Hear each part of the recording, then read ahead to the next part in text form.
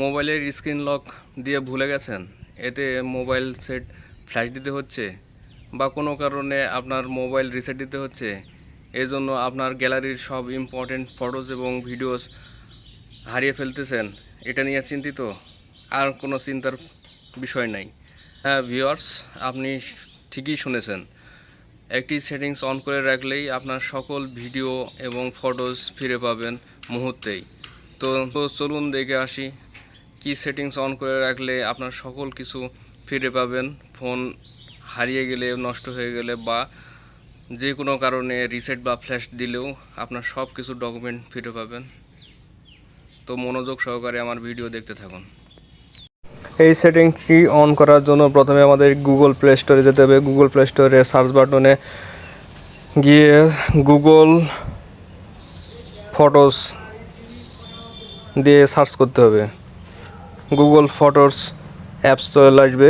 এটা ইনস্টল থাকলে হয়ে গেল, আর যদি না থাকে তাহলে ইনস্টল দিয়ে ওপেন করতে হবে। এবং অনেকের মোবাইলে অটোমেটিক থাকে, সেটা শুধুমাত্র আপডেট দিলেই চলবে। তো আমি আমার গুগল ফটোজে চলে আসলাম। গুগল ফটোজ ওপেন করলে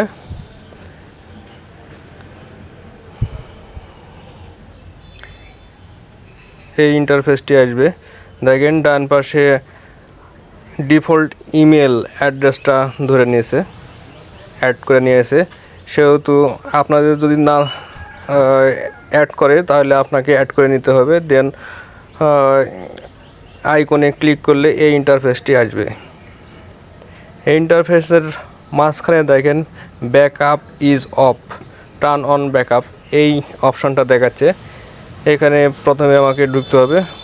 এখানে ঢুকলে ডু নট ব্যাকআপ এবং টার্ন অন ব্যাকআপ এই দুইটা অপশান দেখা দিচ্ছে। আমি আবারও দেখা দিচ্ছি, এই যে দেখেন। দেন আমাদের টার্ন অন ব্যাকআপ এটাতে ক্লিক করতে হবে।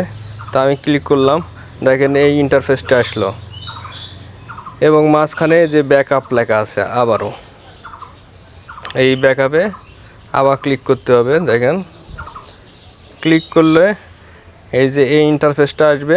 ডান পাশে দেখেন সিলেক্ট, পাশে হলো তিনটা ডট আছে, এই ডটে ক্লিক করবেন, ব্যাকআপ সেটিং আসবে। ব্যাকআপ সেটিংসে আবারও ক্লিক করতে হবে। ব্যাকআপ সেটিংস ক্লিক করলে এই যে এই ইন্টারফেসটা আসবে। এই ইন্টারফেসে ব্যাকআপে এই আইকনটি অন করে দিবেন যদি অন না থাকে। তারপর আমরা নিচের দিকে আসব। দেখেন backup quality, mobile data uses এবং ব্যাকআপ ডিভাইস ফোল্ডার, এই তিনটা অপশান দেখাচ্ছে সেটিংসে। আমি দাগ দিয়ে দেখা দিলাম, দেখেন। দেন আমাদের ব্যাকআপ কোয়ালিটির ভিতরে প্রথমে ঢুকতে হবে। তো এখানে দেখেন অরিজিনাল কোয়ালিটিটাই বেস্ট হবে, তো সবাই অরিজিনাল কোয়ালিটিটা অন করে রাখবেন। দেন আবার ব্যাক হয়ে মোবাইল ডাটা ইউজেসে ঢুকবেন। এখানে দেখেন নো ডাটা দেওয়া আছে, এখানে আনলিমিটেড করে দিতে হবে। তো আনলিমিটেড করার সাথে সাথেই দুইটা অপশান দেখা দিবে। প্রথম option backup videos over data, এটা শুধুমাত্র অন করে রাখবেন, আর বাদ বাকিটা অফ, রোমিংটা অফ থাকবে আর কি। তো আমি দেখা দিলাম, দেন ব্যাক করবেন। আমি ব্যাক করতেছি, দেখেন ব্যাক করলে ব্যাকআপ ডিভাইস ফোল্ডারের মধ্যে আবার ঢুকবেন। 3 নম্বর সেটিংসের 3 নম্বর। তো এখানে মূলত যে কাজটি করতে হবে, এই ইন্টারফেসটা চলে আসলো। দেখেন আমার মোবাইলের যত ডিভাইসের যত ফোল্ডার আছে সেই ফোল্ডারগুলো শো করাচ্ছে। তো আপনি যে যে ফোল্ডারগুলো অন করে রাখতে চাচ্ছেন সেই শুধু ফোল্ডারগুলো অন করে রাখবেন। এতে এটা শুধুমাত্র অন করার মাধ্যমে আপনি, তো এখানে আপনি মূলত যে যে ফোল্ডারের আপনার প্রয়োজনীয় জিনিসপত্র বা ফটো, ডকুমেন্ট বা ভিডিওস রাখছেন সেগুলো অন করে রাখবেন। দেন ব্যাকে চলে আসবেন, ব্যাকে আবারও ব্যাক করবেন। দেন দেখেন এই যে আইকন প্রথম যে ইন্টারফেসটা আসছিল এই আইকনে দেখেন লোডিং নিচ্ছে, তার মানে আমার যে ফোল্ডারগুলো অন করলাম সেই ফোল্ডারের ফটো ভিডিও বা ডকুমেন্ট সেটা আপলোড হচ্ছে। তো এটাই হলো মূলত ব্যাকআপের কাজ।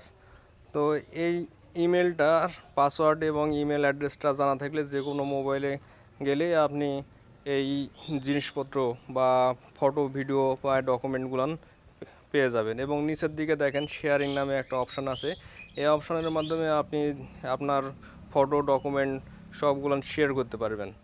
তো আমি ভিতরে ঢুকে দেখালাম, এই যে প্রবেশ করলাম যে ক্রিয়েট শেয়ার অ্যালবাম, এখানে আপনি একটা অ্যালবাম ক্রিয়েট করার পরে সেটা শেয়ার করতে পারবেন আপনার যে কোনো পার্সনের সাথে। বা এখানে আবার আমি পার্টনার শেয়ারিংটাও দেখাচ্ছি, দেখেন আমার সাথে আগেই পার্টনার শেয়ারিং সিস্টেমটা করা আছে, সেহেতু আমি আর দেখাচ্ছি না গো।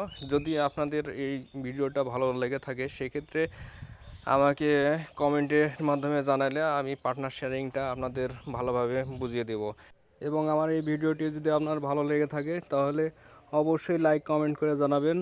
পাশাপাশি আমার অন্যান্য পরবর্তী ভিডিও দেখার জন্য সাবস্ক্রাইব করবেন।